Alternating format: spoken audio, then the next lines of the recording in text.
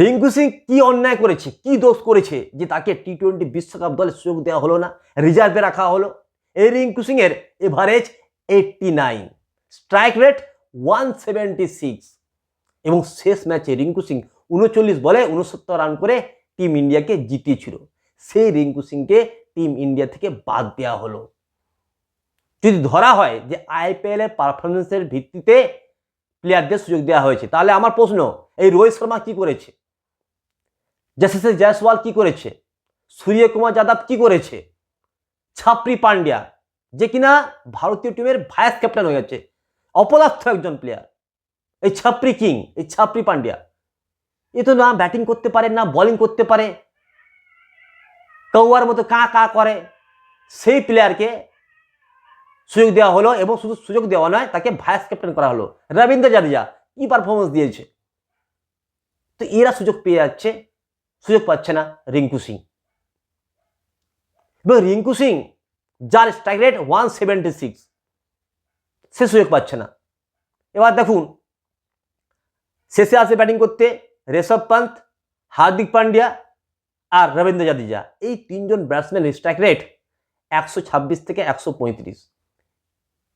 তো এই strike rate নিয়ে এরা কি করে ম্যাচ জিতাবে? 125 থেকে 135-এর মধ্যে যাদের স্ট্রাইক রেট, তারা কি করে টি-20 খেলবে এবং টিম ইন্ডিয়াকে জেতাবে? সেখানে যদি রিঙ্কু সিং আসতো, রিঙ্কু সিং 176 স্ট্রাইক রেটে খেলতো এবং ঝোড়ো ইনিংস খেলতে পারত, ঝোড়ো ইনিংস খেলে টিম ইন্ডিয়াকে জেতাতে পারত। কিন্তু সেই সুযোগটা আর থাকছে না। ভারত চাইছে না যে টিম ইন্ডিয়া জিতুক। এই টিমটা কে সিলেক্ট করেছে? কে সিলেক্ট করেছে এই টিমটা? কে সিলেক্ট করেছে? রোহিত শর্মা করেছে, অজিত আগারকার করেছে, জয় শাহ করেছে। এই তিনজন মিলে এই দলটা সিলেক্ট করেছে এবং তারা এমন একটা দল সিলেক্ট করেছে যে দলের পক্ষে টি-20 বিশ্বকাপ জেতা পুরোপুরি অসম্ভব। বিরাট কোহলি, আপনারা সকলে দেখেছেন যে বিরাট কোহলি কেমন ম্যাচ খেলেছিল, কেমন পারফরমেন্স দিয়েছে, যে তার স্ট্রাইক রেট এতই কম যে বারবার লোকেরা বলছে যে বিরাট কোহলি খুব স্লো ইনিংস খেলছে, ব্যাটিং পিচেও ও ঠিকমতো ব্যাটিং করতে পারছে না, স্লো ইনিংস খেলে। তো এদেরকে নিয়ে, এই স্লো ইনিংস যারা খেলে, এই সমস্ত প্লেয়ারদেরকে নিয়ে কি করে ইন্ডিয়া টি-20 বিশ্বকাপ জিতবে? একটা তো অন্তত প্লেয়ার দরকার যে 176, 180 স্ট্রাইক রেটে খেলবে। সেটা কিন্তু দেখতে পাওয়া যাচ্ছে না, কারণ রিঙ্কু সিং নেই, দলেই নেই। খেলবে কি, জিতাবে কি? অনেকেই বলছেন যে কেকেআর দায়ী, কেকেআর রিঙ্কু সিংকে সুযোগ দেয়নি, তার পরিবর্তে ভেঙ্কটেশ আইয়ার, আঙ্কিশ রঘুবংশী এবং শ্রেয়স আইয়ার বারবার প্রমোশন পেয়েছেন এবং আগের দিকে ব্যাটিং করেছেন।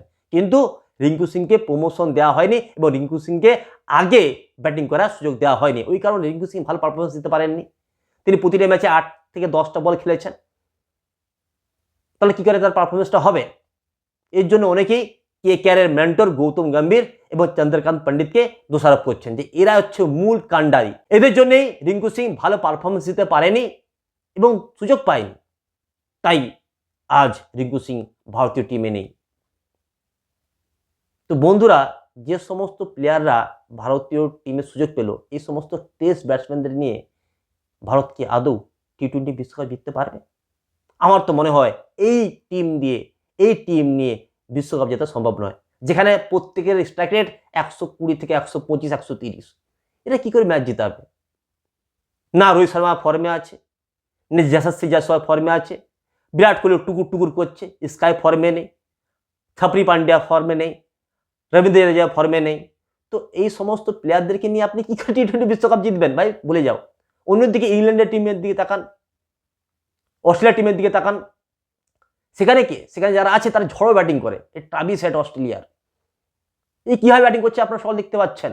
ফিল সল্ট ইংল্যান্ডের, জস বাটলার ইংল্যান্ডের কেমন ব্যাটিং করছে আপনারা দেখতে পাচ্ছেন। সেখানে বিরাট কোহলি কেমন ব্যাটিং করছে আপনারা দেখতে পাচ্ছেন। রোহিত শর্মা কিভাবে ব্যাটিং করছে আপনারা দেখতে পাচ্ছেন। সব টেস্ট খেলছে, টুকটুক করছে।